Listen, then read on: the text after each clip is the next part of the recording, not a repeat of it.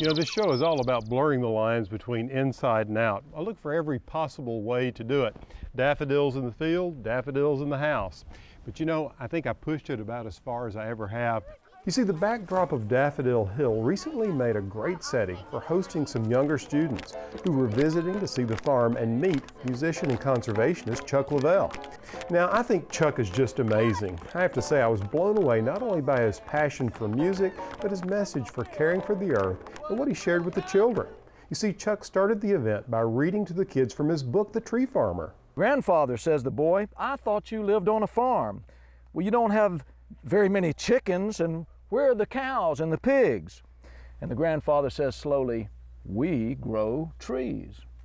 Wow, let's talk about all of these things that come from trees. You guys ever think about that so much? What are some of the other things that wood gives us that are made of wood? Yes, sir. So there you have it. A guy who's performed with the likes of Eric Clapton and the Rolling Stones, and who's been named Tree Farmer of the Year by the state of Georgia, reading to school children in the middle of Daffodil Hill. Yes, insects live there, all kinds. You know, Chuck, we've got some very old trees here on this place, 7 post oaks that I call the Seven Sisters. Oh, that's neat. And we had a dendrologist come up and assess their age and felt like they were between 300 and 350 years old. Oh, isn't that marvelous? Well, you know, it's important for homeowners to understand what they have to begin with if they have some beautiful old trees like that. But let me ask you something like, what species of trees do you recommend for ornamental type trees to go around people's homes? Well, I think you can never go wrong looking around and seeing what does well in your area. Right. Okay. Indigenous. Well, certainly start with the natives. Right. You know, that's a great way to start.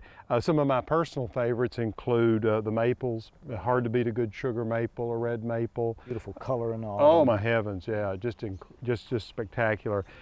Oaks, scarlet oak is fabulous. Love that. If you come down in scale to ornamentals, certainly there are Japanese maples. The serviceberry, Amelanker, is a wonderful small tree to have. Ginkgo trees are a lot of fun as well. Yeah, Beautiful, extraordinary color again in the autumn. Yeah, adds a lot to the surroundings. It takes a little while to get them started, but once they're there, they are there.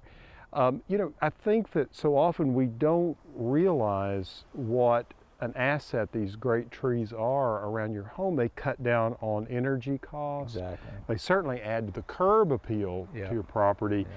You know, when we started here, I felt so fortunate when I had a certified arborist, Mark Chisholm, come on board and help me get my hands around the Seven Sisters. And I just was able to sleep better at night knowing that they had been really pruned and dealt with in a responsible way. That's a wonderful point. I think it's important for homeowners to call on a qualified arborist if they have questions concerning the trees on their property or if they have a tree that has a particular problem.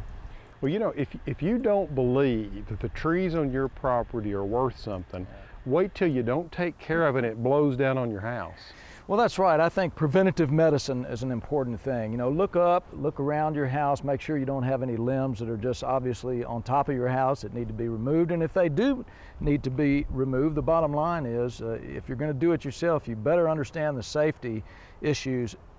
Better than that, get a qualified arborist to do the job. That is sound advice. There you go. Thanks, Chuck. Yeah, you bet.